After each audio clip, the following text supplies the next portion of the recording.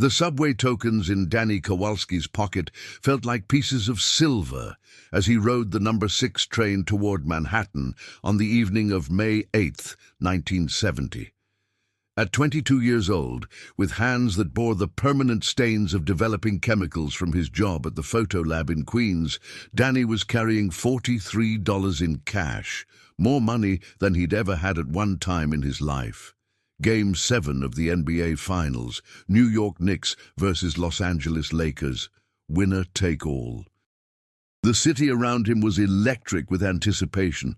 This wasn't just another basketball game. This was validation for a franchise that had never won an NBA championship, for a city that had been mocked by the West Coast for decades as yesterday's news, for working-class New Yorkers who needed something, anything, to prove that heart could triumph over star power. Danny pressed his face against the grimy subway window and watched Manhattan's skyline emerge from the darkness. Madison Square Garden loomed ahead like a temple, and somewhere inside that building, Willis Reed was supposedly lying on a training table, unable to walk without help, his injured hip making it impossible for him to play in the most important game in Knicks history. The injury had happened in Game 5, when Reed collided with Wilt Chamberlain and crumpled to the Garden floor like he'd been shot. Danny had been there that night too, sitting in the cheapest seats available, watching in horror as the Knicks captain and emotional leader was helped off the court. Without Reed, the Lakers had destroyed New York in Game 6, 135-113, behind Chamberlain's dominant inside play. Now, with Reed's status uncertain and the championship hanging in the balance, tickets to Game 7 were going for prices that made Danny's stomach turn. But he'd found a way. 3 weeks earlier, Danny had been developing photos for a wedding when he'd struck up a conversation with the photographer, a guy named Sal Marchetti who'd been shooting sports for the New York Post for 15 years. During their talk, Sal had mentioned that he always had an extra press credential for major events, something about needing an assistant to carry equipment. "You ever want to see a game from Courtside?" Sal had said casually. "Let me know. I can always use help with the gear." Danny had thought about that conversation every day since Reed's injury. Press credentials meant courtside access, meant seeing the game from angles that most fans never experienced, meant being close enough to hear the players' conversations and feel the actual impact of their movements. More importantly, it meant being there for what everyone sensed might be the most important moment in New York basketball history. The problem was that Danny couldn't afford to miss work.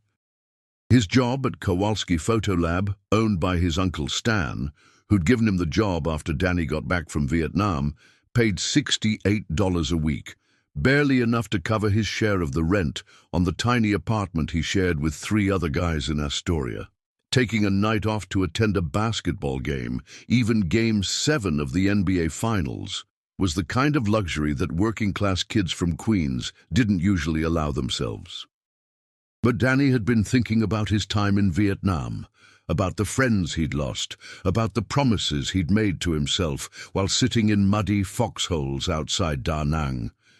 He'd promised that if he made it home, he'd never again let fear or financial worry prevent him from experiencing something truly important. Game 7 of the NBA Finals qualified as truly important. So Danny had called Sal Marchetti and asked about the assistant position. To his amazement, Sal had agreed immediately. "You know anything about basketball?" Sal had asked. "I know enough," Danny had replied, which was true. He'd played varsity basketball at Archbishop Molloy High School, had been good enough to earn a scholarship to St. John's before the war interrupted everything. He understood the game well enough to appreciate what he was about to witness. "Game starts at 8, Sal had said. "Meet me at the Garden at 6:30. And Danny, wear something nice. Press credentials mean you represent the newspaper," which was why Danny was now sitting on the number 6 train wearing his only good shirt, a blue button-down his mother had bought him for his high school graduation, and his father's old sport coat, which was slightly too big, but made him look like someone who belonged in professional settings. The train pulled into 33rd Street, and Danny joined the flood of humanity pouring onto the platform. Even 3 hours before game time, the area around Madison Square Garden was packed with fans, scalpers, and general chaos. The atmosphere was unlike anything Danny had experienced. Electric, desperate, charged with the kind of energy that suggested something historic was about to happen. Sal Marchetti was waiting near the press entrance, a short, stocky guy in his 40s with the kind of weathered face that came from spending 30 years around competitive athletes. He was carrying 3 cameras and a bag full of equipment that looked like it weighed 50 pounds. "You made it," Sal said, handing Danny a press credential that felt heavier than it should have. "Ready to see some history?" Danny clipped the credential to his shirt pocket and felt a surge of something he couldn't quite identify. Pride, excitement, the satisfaction of being included in something exclusive. The press entrance led them through corridors that regular fans never saw, past locker rooms and equipment storage areas, into the bowels of Madison Square Garden. "First time with press credentials?" Sal asked as they walked. "First time anywhere like this," Danny admitted. "Then you picked a hell of a night to start this game." Sal paused and shook his head. "I've been covering sports for 15 years, and I ain't never felt anticipation like this. The whole city's holding its breath." They emerged onto the court level, and Danny felt his knees go weak. He'd been to maybe a dozen Knicks games in his life, always sitting in the cheap seats where the players looked like action figures. But from courtside, everything was different. The court seemed smaller, more intimate. The basket looked close enough to touch. The sounds, sneakers squeaking on hardwood, balls bouncing, players talking, were crisp and immediate. "We set up right here," Sal said, indicating 2 folding chairs positioned maybe 8 feet from the Knicks bench. "You're going to be close enough to hear everything. Players, coaches, refs. Don't talk unless they talk to you first, and keep track of my equipment. Other than that, just watch and learn." Danny sat down in his chair and tried to process what was happening. 12 hours earlier, he'd been developing wedding photos in a cramped dark room in Queens. Now he was sitting courtside at Madison Square Garden, 8 feet from where the most important basketball game in New York history was about to be played. The arena was filling slowly, but even with 3 hours until tip-off, the energy was palpable. These weren't casual fans showing up for entertainment. These were people who'd spent money they couldn't afford because they understood they might be witnessing something that would never happen again. "Question for you," Sal said, adjusting his camera settings. "You think Reed plays tonight?" Danny had been wondering the same thing. The injury looked serious. Reed could barely walk after Game 5, and there'd been no definitive word from the team about his status. Without their captain, their defensive anchor, their emotional leader, the Knicks would be facing Wilt Chamberlain and Jerry West with one arm tied behind their back. "He has to," Danny said finally. "I mean, this is Game 7. This is what you play for your whole career. If he can walk, he'll play." "Walking and playing are 2 different things," Sal replied. "But you're right about one thing. This is what you play for. Reed's not going to watch from the bench if there's any way he can help." As the arena continued to fill, Danny found himself studying the fans in the expensive seats near courtside. These weren't his people. They were businessmen in tailored suits, celebrities, politicians, the kind of New Yorkers who could afford $100 tickets without thinking twice. But even among the wealthy fans, Danny could see the same nervous energy, the same desperate hope that something magical might happen. "That's how you know this is special," Sal observed, following Danny's gaze. "When rich folks look just as nervous as everyone else, when money can't buy you confidence, that's when you know the stakes are real." 2 hours before game time, the Lakers took the court for their warm-up session, and Danny got his first close look at the legends he'd only seen on television. Jerry West, the logo himself, moving with the fluid grace that had made him the most recognizable player in basketball. Wilt Chamberlain, 7'1" and impossibly strong, dunking basketballs so hard the rim shook. Elgin Baylor, past his prime, but still elegant, still dangerous. "Look at Chamberlain," Sal said quietly. "You see how relaxed he is. He knows Reed's hurt. He knows the Knicks can't stop him inside without their center. This should be easy for the Lakers." But when the Knicks emerged for their warm-ups, something felt different. Danny couldn't put his finger on it initially. Maybe it was the way Walt Frazier carried himself, or the intensity in Dave DeBusschere's eyes, or the methodical precision with which Dick Barnett shot his jump shots. There was no sign of Willis Reed. "Where is he?" Danny asked, scanning the Knicks players for their captain. "Still in the locker room," Sal replied. "Question is whether he comes out at all." The crowd was beginning to sense Reed's absence, and the mood in the Garden was shifting from excitement to anxiety. Without Reed, everyone knew, the Knicks' chances dropped from slim to nearly impossible. Chamberlain had scored 45 points in Game 6, with Reed injured. What would he do in Game 7 with no opposition at all? "This is where it gets interesting," Sal said, checking his camera one more time. "This is where we find out what this team is really made of." Danny settled back in his chair and tried to absorb everything. The smell of the hardwood, the sound of 9,500 people gradually filling the arena, the sight of NBA legends warming up 8 feet away from where he sat. 6 months earlier, he'd been processing photographs in a cramped darkroom, wondering if his life would ever amount to anything more than developing other people's memories. Now he was about to witness what might be the most important basketball game in New York history, from the best seats in the house, with press credentials that made him feel like he belonged among the people who covered sports for a living. Game 7 was still 90 minutes away, but Danny Kowalski already knew that whatever happened next would change his understanding of what was possible when ordinary people found themselves in extraordinary circumstances. The question was whether Willis Reed would emerge from that locker room, and what would happen to the dreams of an entire city if he didn't. The hour before tip-off stretched like a lifetime. Danny Kowalski sat in his courtside chair, ostensibly helping Sal Marchetti organize camera equipment, but really just trying to process the electric tension that was building inside Madison Square Garden with each passing minute. Still no sign of Willis Reed. "You ever cover a Game 7 before?" Danny asked Sal, who was methodically checking his camera lenses for the 3rd time in 20 minutes.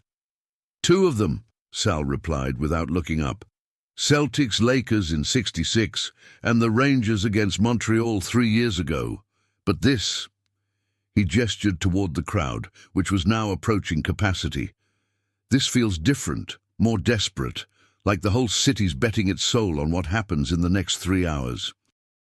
Danny understood exactly what Sal meant. New York in 1970 was a city under siege, crime rising, finances crumbling, the middle class fleeing to the suburbs. The Knicks represented something pure in a world that seemed increasingly corrupt, something hopeful in a landscape that often felt hopeless. The Lakers finished their warm-ups and headed back to their locker room, and Danny caught a glimpse of Jerry West's face as he walked past.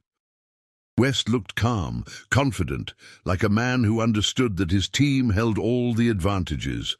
With Reed injured and unable to defend Chamberlain, the Lakers could attack the basket at will, could control the game through sheer physical dominance.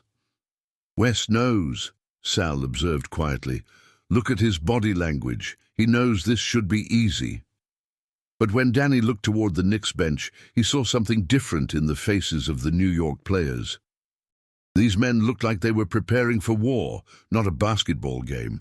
Walt Frazier was sitting alone, eyes closed, visualizing plays.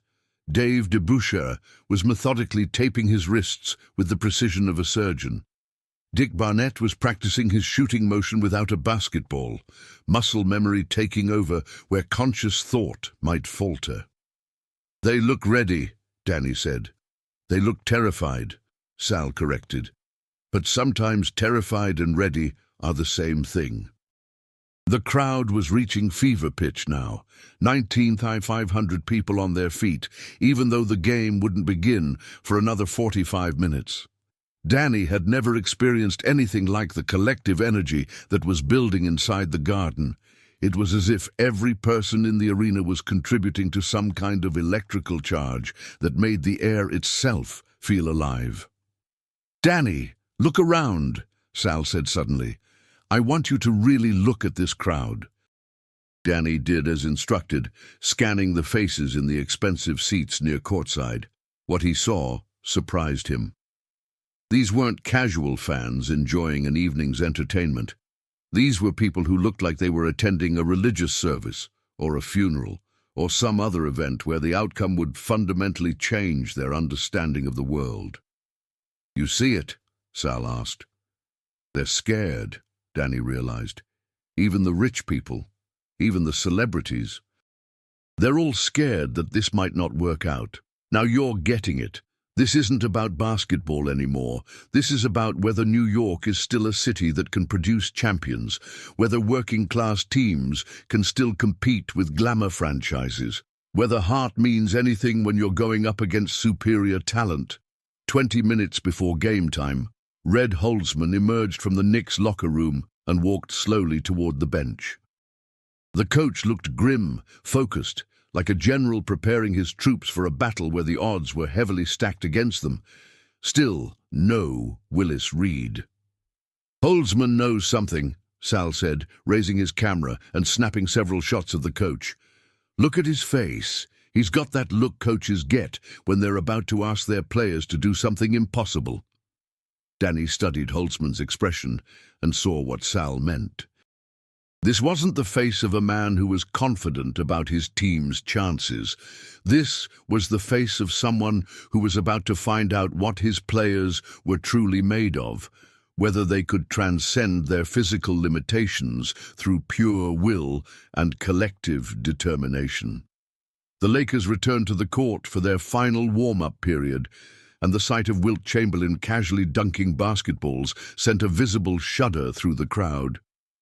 At 7'1" and 275 pounds, Chamberlain was a force of nature, a player who could single-handedly determine the outcome of a basketball game. Without Reed to challenge him, he would have the freedom to dominate the paint in ways that could make the game a blowout. "Chamberlain looks relaxed," Danny observed. "Why shouldn't he be? He's about to go up against Dave DeBusschere, who gives up 4 inches and 40 pounds. This should be target practice for Wilt."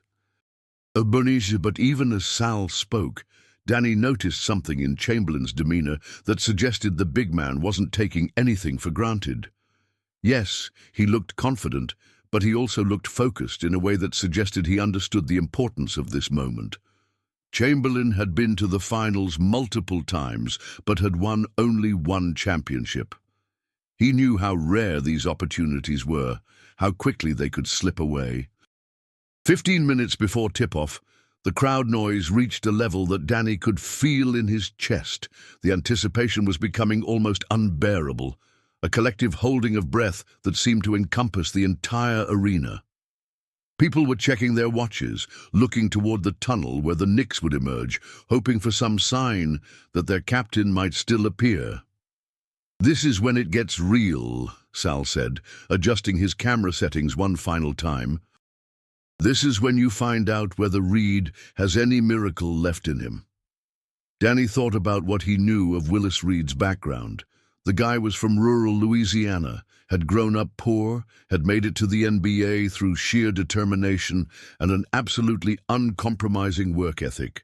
Reed wasn't the most talented player on the Knicks, wasn't the fastest or the strongest or the most skilled. But he was the heart of the team, the guy who set the tone through his willingness to sacrifice his body for the sake of winning. "If he can walk, he'll play," Danny said, repeating what he'd said earlier but with more conviction now. "Walking and playing are still two different things," Sal replied, "but you're right about Reed. If there's any way he can help his team, he'll find it. 10 minutes before game time, the Garden's public address announcer began introducing the starting lineups. The Lakers were introduced first, to polite but restrained applause. Jerry West, Elgin Baylor, Happy Hairston, Dick Garrett, and Wilt Chamberlain. A collection of talent that on paper should have been able to handle any team in basketball. Then came the Knicks' introductions, and the crowd's response was deafening. Walt Frazier, cheers that seemed to shake the building's foundation. Dave DeBusschere, an eruption of sound that made conversation impossible. Dick Barnett, more of the same. Bill Bradley, the crowd on its feet screaming approval, and then silence. The announcer paused, clearly waiting for some sign from the Knicks bench about their starting center. The crowd held its collective breath. Danny could feel his heart pounding so hard he was sure Sal could hear it over the noise. "Ladies and gentlemen," the announcer finally said, his voice carrying across the suddenly quiet arena, "starting at center for the New York Knicks." Another pause. Danny found himself leaning forward in his chair, his hands clenched into fists. Number 19, Willis Reed. The sound that followed was unlike anything Danny had ever experienced. It wasn't just cheering. It was cathartic, explosive, the release of an hour's worth of accumulated tension and fear.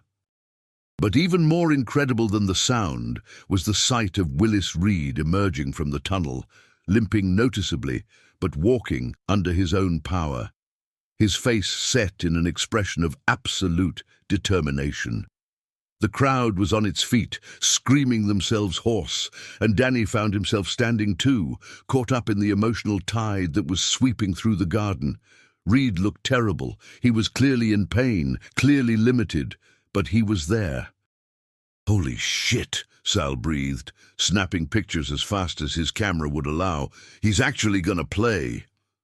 Danny watched Reed take his warm-up shots, wincing with each movement but continuing to push through the pain. The captain wasn't moving well, wasn't jumping with his usual authority, but his presence alone had transformed the energy inside the Garden. "Look at his teammates," Danny said, pointing toward the other Knicks players. Sal followed his gaze and nodded. The transformation was visible and immediate. Players who had looked tense and uncertain 5 minutes earlier now carried themselves with renewed confidence. Reed's decision to play had given them something they'd been missing, the belief that they could win. "This is what leadership looks like," Sal said, continuing to document Reed's warm-up routine. "He can barely walk, but he's here anyway. Sometimes that's all a team needs." "Mighty." As the players took their positions for the opening tip-off, Danny realized he was witnessing something larger than just a basketball game. This was a moment when individual courage met collective hope, when someone's refusal to quit had inspired an entire team and an entire city to believe that impossible things might actually be possible. Reed hobbled to center court for the opening tip, and 19,500 people rose to their feet in anticipation. Whatever happened next, Danny knew he was about to see something that would stay with him for the rest of his life. The question was whether Reed's presence would be enough, whether inspiration could overcome injury, whether heart could triumph over talent. In about 3 seconds, they would all find out. The opening tip-off went to the Lakers, as expected. Willis Reed could barely jump, his injured hip limiting him to little more than raising his hand toward the basketball. But as Danny Kowalski watched from his courtside seat, he realized that Reed's physical limitations were already being overshadowed by something far more powerful: the psychological impact of his mere presence on the court. Wilt Chamberlain, who had dominated Game 6 with Reed injured, looked oddly tentative as he secured the opening tip. The big man glanced toward Reed with what appeared to be genuine surprise, as if he couldn't quite believe the Knicks captain had actually shown up. "Watch Chamberlain's body language," Sal Marchetti murmured, camera ready. "He's thrown off. He was expecting to face DeBusschere or Nate Bowman, not Reed." The Lakers worked the ball around the perimeter, clearly trying to establish their inside game early. Jerry West brought the ball up court with his characteristic smoothness, but even from courtside, Danny could see that something felt different. The confidence that had marked the Lakers' warm-ups seemed to have evaporated the moment Reed hobbled onto the court. 30 seconds into the game, West passed the ball inside to Chamberlain, who found himself face-to-face with Reed for the first time since the collision that had injured the Knicks captain. For a moment, both big men just looked at each other, and Danny could feel the entire garden holding its breath. Chamberlain made his move, a simple drop step that should have been unstoppable against an injured opponent. But Reed, moving on pure instinct and adrenaline, managed to get his body in position to contest the shot. Chamberlain's hook shot missed badly, clanging off the rim, and the crowd erupted as if the Knicks had just won the championship. "Reed can't jump, can't run, can barely walk," Sal observed. "But he's still making Chamberlain think twice about every shot." The Knicks came down court, and Walt Frazier immediately looked for Reed in the post. The captain was standing maybe 15 feet from the basket, clearly in pain, but calling for the ball with the authority of someone who had no intention of backing down. Frazier fed Reed the ball, and time seemed to slow down. The entire garden was on its feet, 2,500 people screaming encouragement as their injured captain prepared to take his first shot of Game 7. Reed caught the ball, turned slowly toward the basket, and launched a jump shot that had no business going in. He could barely get off the ground, could barely follow through with his usual form. The ball arced through the air, and Danny found himself holding his breath along with everyone else in the arena. When the shot swished through the net, the explosion of sound was so loud that Danny thought the building might actually collapse. "That's not physically possible," Sal shouted over the noise, snapping pictures frantically. "The man can barely walk, and he just made a 15-foot jump shot in Game 7 of the NBA Finals." But Reed wasn't finished. 2 minutes later, Frazier found him again, this time closer to the basket.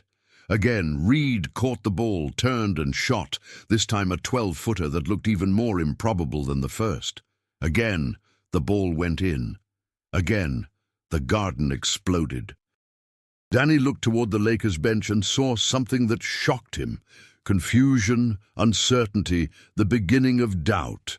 These were seasoned professionals who had expected to face a severely depleted Knicks team.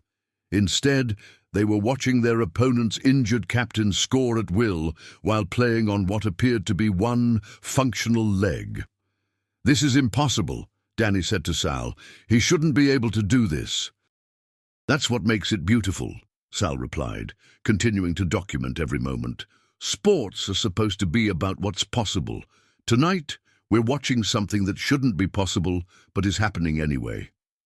By the 6-minute mark of the first quarter, Reed had scored the Knicks' first 4 points, and the psychological momentum had shifted completely. The Lakers, who should have been running away with the game, looked tentative and confused. Chamberlain was playing like he expected Reed to suddenly recover his full mobility and challenge every shot. But even more remarkable than Reed's individual performance was the effect it was having on his teammates. Walt Frazier, freed from the pressure of having to compensate for Reed's absence, was playing with the fluid brilliance that had made him one of the most exciting players in basketball. Dave DeBusschere was crashing the boards with renewed intensity. Dick Barnett was hitting shots that had been missing all series. "Look at the whole team," Danny observed. "They're playing like different people." "That's what inspiration does," Sal replied. "Reed can't give them talent they don't have, but he can give them belief. And sometimes belief is enough." Reed played only 27 minutes that night, scoring just 4 points and grabbing 3 rebounds, numbers that under normal circumstances would be considered a poor performance for a starting center. But those 4 points came on his first 2 shots in the opening minutes of the most important game in franchise history, while playing on an injured hip that should have kept him in the hospital. The psychological impact was immediate and devastating for the Lakers. Chamberlain, who had scored 45 points in Game 6, managed only 21 points and 24 rebounds in Game 7. Good numbers for most players, but well below his Game 6 dominance. More importantly, he seemed tentative, uncertain, constantly looking over his shoulder for an injured opponent who could barely walk. "Chamberlain's playing Reed's game now," Sal observed during a second-quarter timeout. "Instead of imposing his will, he's responding to what Reed might or might not be able to do." By halftime, the Knicks led 69-42, and the game was effectively over. Reed's courage had inspired a team-wide performance that no one could have predicted. Frazier finished with 36 points and 19 assists, playing perhaps the greatest game of his career. DeBusschere added 18 points and 17 rebounds. The entire team shot 54% from the field, as if Reed's determination had somehow made every shot easier. "This is what legends are made of," Sal said, as they watched Reed slowly make his way to the locker room at halftime. 30 years from now, people won't remember the final score or the statistics.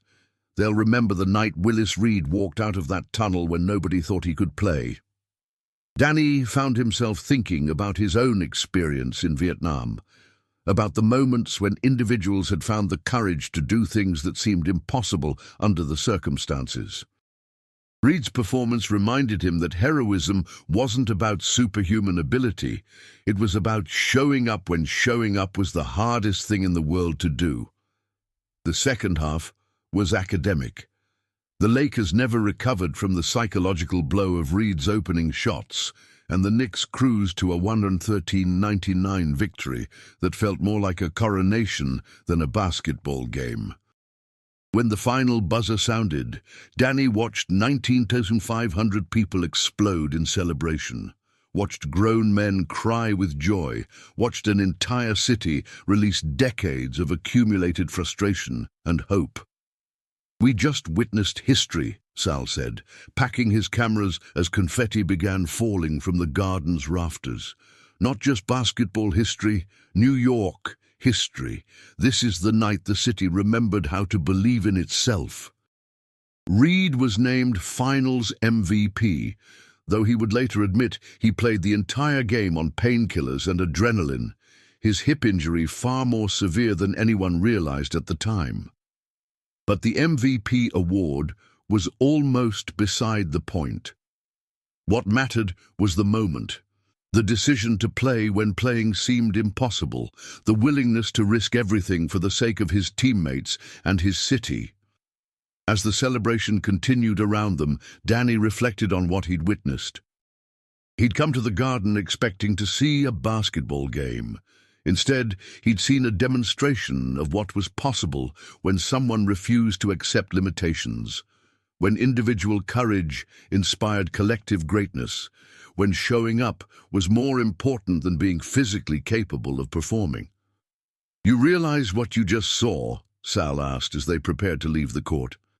"A basketball game? No, kid. You saw why sports matter. You saw why people care about this stuff so much that they'll spend money they don't have just to be in the building when it happens." Danny understood exactly what Sal meant. This hadn't been about basketball. It had been about possibility, about the idea that ordinary people could transcend their circumstances through will and determination and collective belief. As they walked toward the press exit, Danny carrying Sal's equipment and wearing his press credential like a badge of honor, he knew that he would remember this night for the rest of his life. Not because of the final score or the statistics, but because he'd witnessed the exact moment when an injured man's courage had transformed an entire city's understanding of what was possible. Willis Reed had played 27 minutes on one functional leg and changed basketball history forever. And Danny Kowalski had been 8 feet away, watching it all happen. The subway ride back to Queens felt like traveling through a completely different world. Danny Kowalski sat in the crowded number 6 train, still wearing his press credential and clutching a manila envelope full of photos that Sal Marchetti had given him. shots of Willis Reed's entrance, his first 2 shots, the celebration that followed the Knicks' championship victory. The train car was packed with euphoric fans, most of them too excited to sit down, many of them still chanting, "Let's go Knicks," as if the game was continuing underground. Danny found himself studying their faces, seeing the same expression of amazed joy on everyone, from construction workers to businessmen, to teenagers who looked like they were experiencing their first taste of sporting immortality. "You were there?" asked an older man sitting across from Danny, who had noticed the press credential dangling from his shirt. "Courtside," Danny replied, still not quite believing it himself. What was it like when Reed came out of the tunnel? Danny thought about the question, trying to find words for something that had felt larger than language. Like the whole building was going to explode. Like 2,500 people were all holding their breath at the same time, and then suddenly everyone could breathe again. The man nodded with the understanding of someone who had experienced his own version of that moment, even from the cheap seats. "I've been going to Knicks games for 20 years, never seen anything like this, never thought I'd see anything like this." By the time Danny reached his stop in Astoria, it was past midnight, but the neighborhood was still alive with celebration. People were honking car horns, hanging out of windows, shouting to strangers on the street.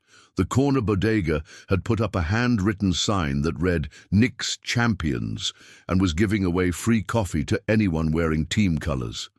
Danny's apartment was empty. His 3 roommates were probably still in Manhattan, celebrating in bars they couldn't afford, buying drinks for strangers who shared their joy. He sat at the small kitchen table and spread out the photographs Sal had given him, trying to process what he'd witnessed. The images captured moments he'd experienced from 8 feet away. Reed limping onto the court, his face set in absolute determination. The reaction of the crowd as he hit his first shot. Walt Frazier celebrating with his arms raised, the final buzzer and the explosion of confetti. But looking at the photos, Danny realized they couldn't capture the most important part of what had happened: the feeling, the electricity, the sense that everyone in the building had been part of something that would be remembered forever. He called his parents in Brooklyn, waking them up to share the news. "Danny?" His mother's sleepy voice came through the phone. "Is everything okay?" "Ma, I was there. I was at the Garden when Reed played. I was courtside." Courtside? How were you courtside?" Danny explained about the press credential, about Sal Marchetti, about spending the evening 8 feet from the Knicks bench. As he talked, he could hear his mother calling to his father, both of them becoming more awake as they realized their son had witnessed history. "Your father wants to know if Reed looked as bad as they said on TV, his mother reported. "Worse," Danny replied honestly. "Ma, he could barely walk. I watched him warm up and every step looked like it hurt, but when the game started, when he hit those first 2 shots, I've never seen anything like it." "We watched on television," his mother said. "Even through the TV you could feel how special it was, but to be there, I'll never forget it, not any of it."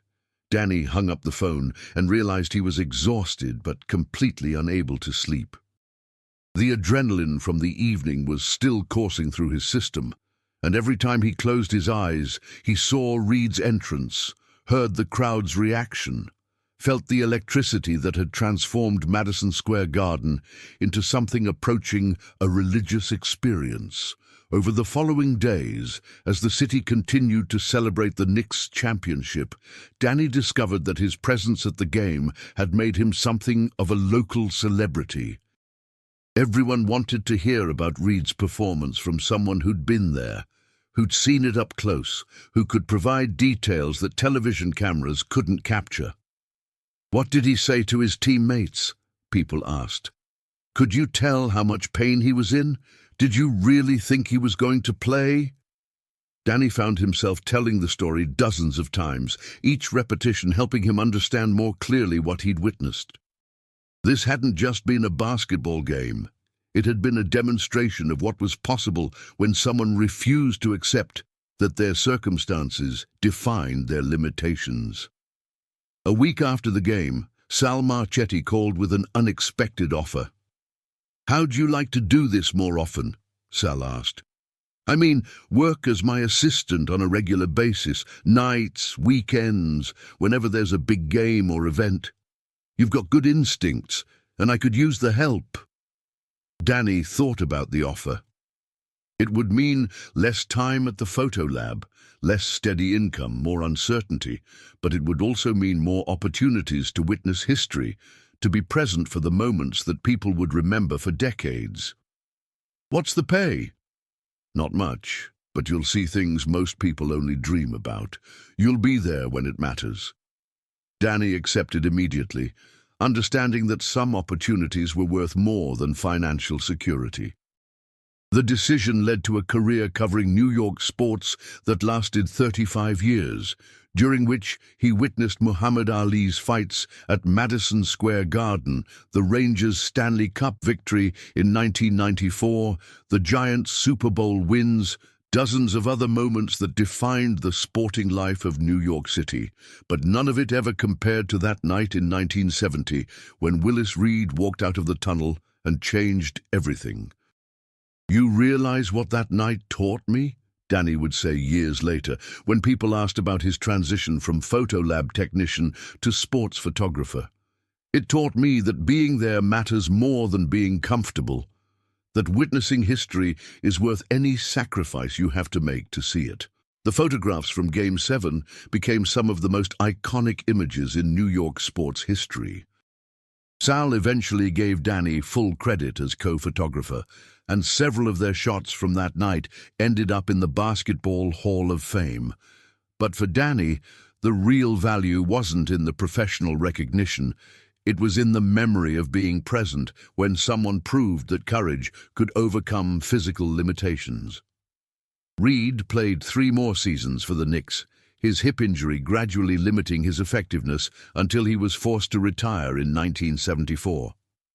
But his legacy was already secure, built not on statistics or accolades, but on a single moment when he chose to play when playing seemed impossible. Danny stayed in touch with Reed over the years, occasionally running into him at Knicks games or charity events. The former captain always remembered him as the kid with the press credential, and they would talk about that night in 1970 with the shared understanding of people who had been part of something larger than themselves. "People always ask me if I knew I was going to play," Reed told Danny during one of their conversations, maybe 15 years after the championship. "Truth is, I didn't know until I walked out of that tunnel.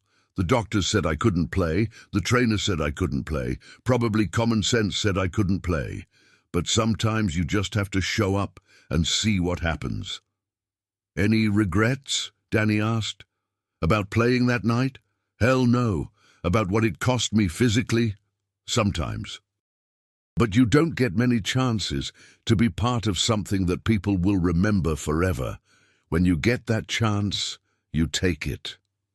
By the time Danny retired from sports photography in 2005, he had covered thousands of games, met hundreds of athletes, documented countless moments of triumph and defeat.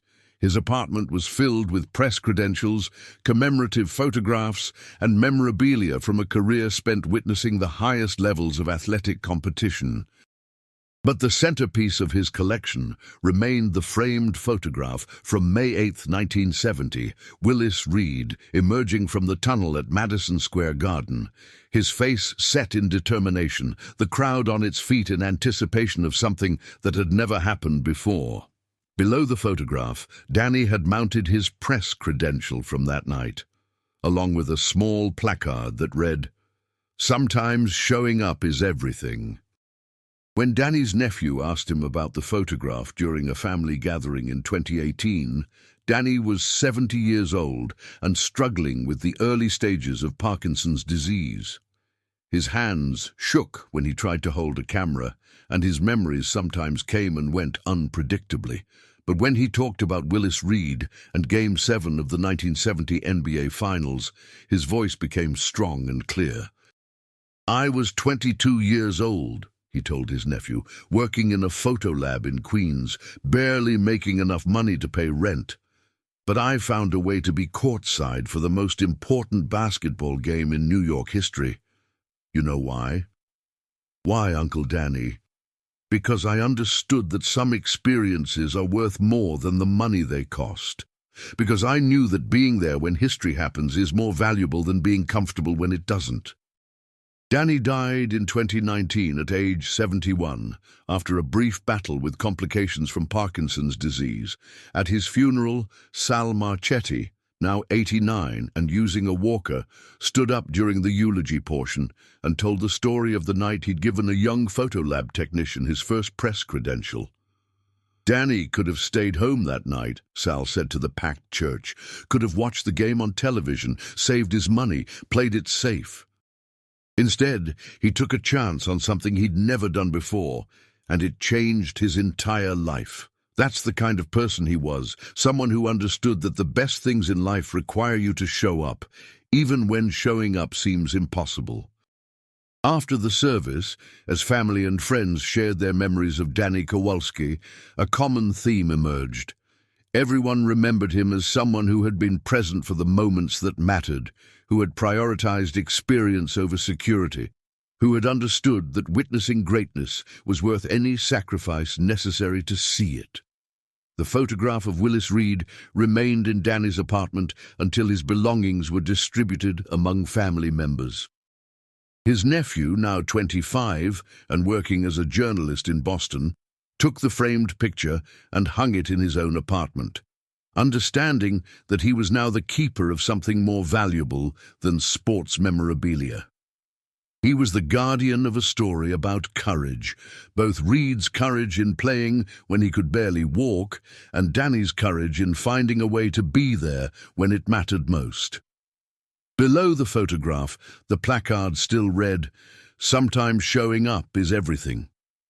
And in May 2020, exactly 50 years after Willis Reed's greatest moment, Danny's nephew wrote an article for Sports Illustrated about the night his uncle had witnessed history from 8 feet away. The article was titled, "Sometimes Showing Up is Everything," and it told the story of how a 22-year-old photo lab technician had transformed his life by refusing to let financial limitations prevent him from experiencing something extraordinary. The article ended with a quote from Danny, taken from one of their last conversations before his death. "Reed taught me that courage isn't about not being afraid or not being hurt.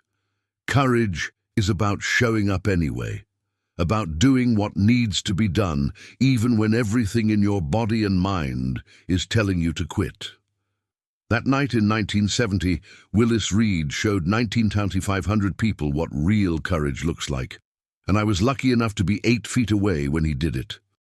The story of Willis Reed's performance in Game 7 of the 1970 NBA Finals became part of New York sports mythology, told and retold by generations of fans who understood that they had witnessed something that transcended basketball. But for those who had been there, who had felt the electricity in the Garden, who had seen Reed limp onto the court, who had heard the explosion of sound when he hit his first shot, the memory remained something more personal, more immediate, more profound. Danny Kowalski had spent $43 he couldn't afford to witness something priceless. He had chosen experience over security, wonder over practicality, and the decision had shaped every day of the 50 years that followed. Sometimes showing up really is everything.